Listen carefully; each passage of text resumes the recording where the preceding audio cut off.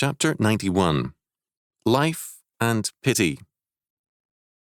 Deuteronomy chapter 25, verses 11 and 12. When men strive together, one with another, and the wife of the one draweth near for to deliver her husband out of the hand of him that smiteth him, and putteth forth her hand, and taketh him by the secrets, then thou shalt cut off her hand, thine eye shall not pity her. Deuteronomy chapter 25, verses 11 and 12.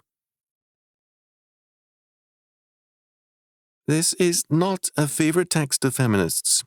It does not help matters to call attention, as Roy Lee Honeycutt Jr. does, to the fact that immodest assault on another person was prohibited, but probably more for the religious overtones of sexuality than for immodesty. We shall return to those religious overtones later. Biblical law is almost routinely against mutilation, which, historically, has been one of the most common forms of punishment, yet, in this case, it is required. See Publisher's Note on page 426. We do have laws regarding fighting between men in Exodus chapter 21, verses 12 to 15, verses 18 to 26, but the penalty of this law is unique. Certainly, the fact that a woman in such a case could destroy a man's ability to have children is important, but more is involved. The law in Exodus stipulates compensation in fights between men, but here the situation is different. The Code of Hammurabi required mutilation for various crimes. In this century in the United States, some offences have been punished by forms of castration. Moorcraft's comment is very good. This law refutes pragmatism. The end does not justify the means, however good and proper to the end. A wife is under God to be a helpmeet to her husband, but always and only under God's law. Faith requires staying within the law of God, and a person may never help his spouse lawlessly. The principle applies throughout human activity. A lawless love anywhere is forbidden, for law is the eye of love, and without law, love is blind, reckless, and cruel. Moorcraft is right. The premise here is valid in all human activity. Faith requires staying within the law of God. No man nor woman can justify lawless actions in terms of good goals. We are required always to honour and obey God's law. Unbelief and lawlessness reduce the options to man's act, and thereby disregard God's law and government. Rabbi Hertz tells us that the rabbis of old commuted this penalty to a monetary fine. This was a step taken in mercy, but man's mercy cannot be wiser than the justice of God.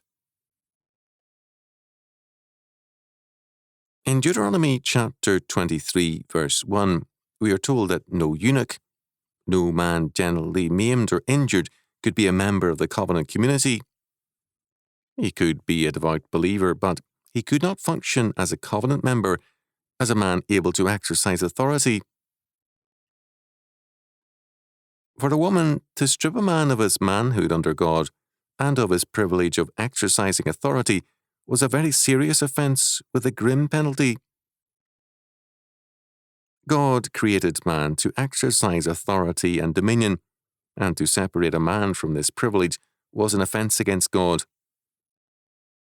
The fact that a man might fail to exert such a responsibility did not absolve any woman from the guilt such an act incurred. Similarly, no man had a right to strip another man of his manhood. In many non-Christian cultures, such an act is commonplace. It's interesting that, as a matter of sportsmanship, hitting below the belt has been regarded as a foul. Men may fight with one another. They may hate each other, but they cannot strip another of his manhood. This law thus applies both to men and to women. It is a case law. The law protects both men and women. Notice that in Deuteronomy chapter 25, verses 5 to 10, the relative who fails to perform this levirate duty towards a widow can be shamed legally, but no male can be unmanned. The law protects men in their maleness, even as it protects women and children. It should be clear by now that this law is concerned with much more than immodesty. It can be said that perhaps her husband's life was at stake. It can be answered that many things could have been done besides emasculation to aid her husband. Such a step was less easy and more malevolent. To reduce this law to one dealing with immodest acts, as some commentators do, is absurd, and the punishment is then disproportionate for immodesty. The law of the levirate, Deuteronomy chapter 25, verses 5 to 10, protects the family by requiring that, on the death of a childless man, the widow becomes the responsibility of the next of kin male to raise up a progeny continuing the family's name and existence. This law immediately follows and safeguards the procreative ability of a man. The religious context is thus one of covenantal family life. In any context, the woman must not transgress by trying to emasculate a man. In any context, it is wrong and lawless. In the case of a covenant man, this is especially intolerable. It's perhaps necessary to comment on the fact of two grown men fighting. This was more common than it is now not too many years ago. The religious meaning of this law is that it is a very serious offence to wage war against human fertility. Perhaps one reason for the failure of many since the Enlightenment, as before, to understand this has been the failure to respect reproductive ability. Abortion is clearly an example of this. Waging war against civilians is another example. Some Marxist regimes have used torture to emasculate men. Such policies are clearly illegal in terms of God's law. The phrase in verse 12, "Thine eye shall not pity her," is very important. False pity, misapplied pity is very prevalent in our time. It is thus important to understand what pity means. The word comes from the Latin pietas, meaning dutiful conduct, sense of duty, religiousness, devotion, piety, family loyalty, or patriotism.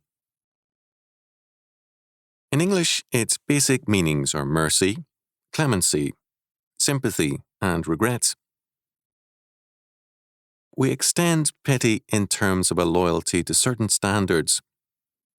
Modern pity is too often given to criminals and transgressors, so that it is essentially lawless. Pity for the murderer facing the death penalty may call itself humanitarian, but it has allied itself with the killer rather than with the victim's family. Pity is not in and of itself a virtue if it lines us up with evil. This law, thus, not only forbids a certain type of sin, but it also forbids false pity. It designates thereby that misguided pity is an evil. The statement is imperative and mandatory. Thine eye shall not pity her. Too much of what is today called sensitivity and virtue is in reality an evil pity. This law protects life. False pity is anti-life because its sympathies are with the enemies of life. The expression, "thine eye shall not pity," appears elsewhere in Deuteronomy, as in chapter 7, verse 16, for example, where God forbids pity towards the Canaanites. In Deuteronomy chapter 13, verse 8, pity is forbidden towards all who, being within the covenant, work secretly to subvert it? In Deuteronomy chapter 19, verses 11 to 13, pity toward a murderer is forbidden. We thus have attempts to emasculate a man placed on a level with murder, treason, and pity for an evil people at war with God and given to ritual prostitution, homosexuality, and bestiality.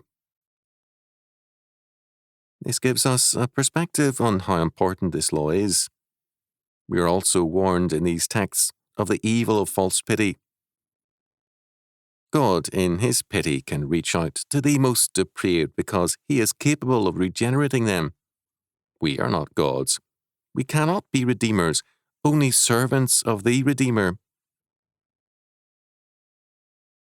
False pity assumes that man can play God and, by his pity and mercy, change the evildoer. There is thus a great arrogance about misplaced pity.